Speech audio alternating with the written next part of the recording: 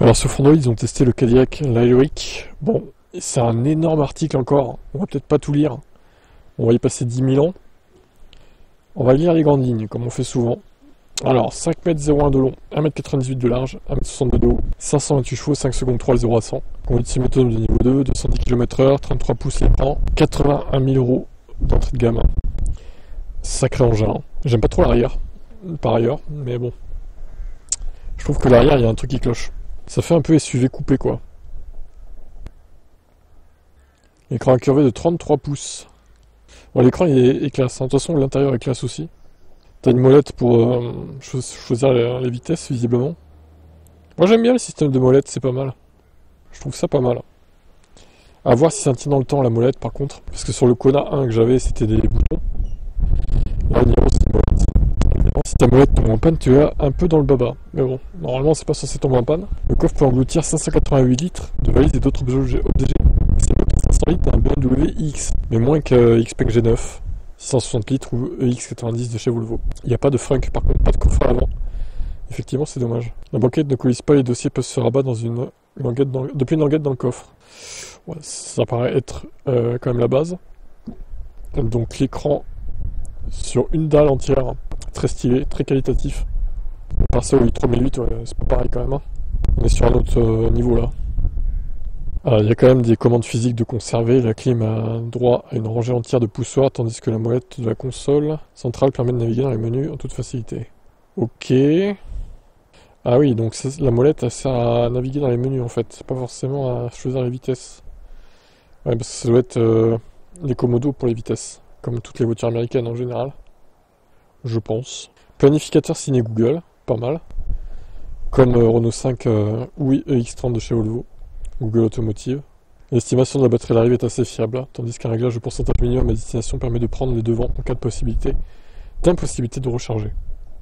Des aides à la conduite étonnantes, selon eux. 7 caméras, 6 radars, 12 capteurs, ultrasons. Caméra 360, évidemment vu le tarif, c'est quand même la moindre des choses, et vu la taille de l'engin aussi. Fiche technique impressionnante.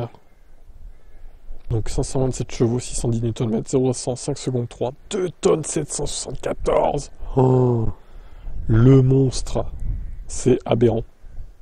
C'est un peu exagéré, hein. 2 tonnes 7 quand même. C'est un peu élevé. Silence impressionnant, grâce au vide feuilleté, à l'animation active du bruit par la sono, et c'est jusqu'à 110 km/h. Au-delà, quelques bruits d'air sont audibles. Mais c'est loin d'être gênant, apparemment.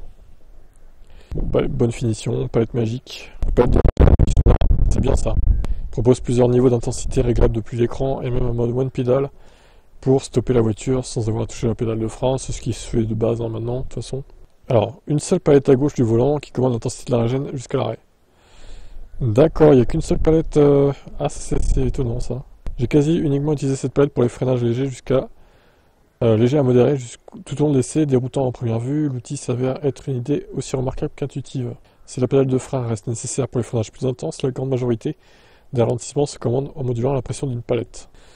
Ouais, mais ça, c'est pas nouveau, ça. Enfin, je veux dire, il y a beaucoup de voitures qui le font depuis 5-6 ans maintenant, qui ont 2 palettes d'ailleurs. Comme les coréennes, Renault le fait aussi, avec la Mégane notamment, puis il doit y en avoir d'autres. Tesla non, par contre, mais s'ils sont pas mis encore. 102 kWh de batterie. Alors, niveau efficience, effectivement, c'est pas terrible, on va pas se mentir. Mais en même temps, vu la taille de l'engin, il peut pas en être autrement. 22,5 kWh au 100 homologué. Aïe. La recharge n'est pas non plus révolutionnaire, jusqu'à 200 km d'autonomie pour 15 minutes de recharge, donc ça fait 190 kW, c'est un peu en dessous des 200. Donc ils ont parcouru 550 km avec une température autour de 15 degrés Celsius. Donc l'été tu peux taper les 600 a priori. En ville, la conso moyenne s'élève à 17,1. Autonomie théorique, 600 km environ. En périurbain, la conso se calme à 16,3, 626 au total. Des chiffres assez flatteurs donc, mais l'autoroute est une autre paire de manches. 110 km/h, 21,7 kWh au 100.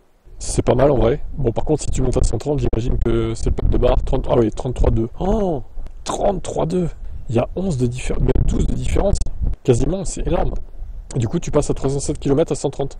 Bah, en vrai, il vaut mieux rouler à 110, hein, 110, 115 quoi. Hein. Tu tapes 22, 21, 22, 23. Et puis, tu peux faire, pourquoi pas, un voyage d'une traite au final. Ils sont passés de 24 à 85% en 36 minutes. Le cap des 80% a été franchi en 30 minutes et 50 secondes. Donc il parle d'un 10 à 80% en 40 minutes. qui est correct, vu la taille de la batterie, c'est pas non plus une énorme vitesse de charge, mais c'est pas non plus catastrophique. Ok, bon, bah écoutez, donc il démarre à 81 100 €, hors option. Heureusement, le catalogue est pour le moins restreint, peinture métallisée, cuir tout au vent, crochet d'attelage, et c'est tout. Tout le reste, c'est de série. Ça reste moins cher qu'à BMW iX, Volvo EX90, Mercedes EQE et SUV. Mais la Xpeng G9 Performance, 14 000 €. Et se charge en 20 minutes. Donc ça reste une meilleure proposition à la Xpeng que la Cadillac. Ils lui ont mis un 7 sur 10 au final. Ils ont aimé la présentation originale et raffinée, écran réussi, confort sur les longs trajets, rapport qualité-prix compétitif.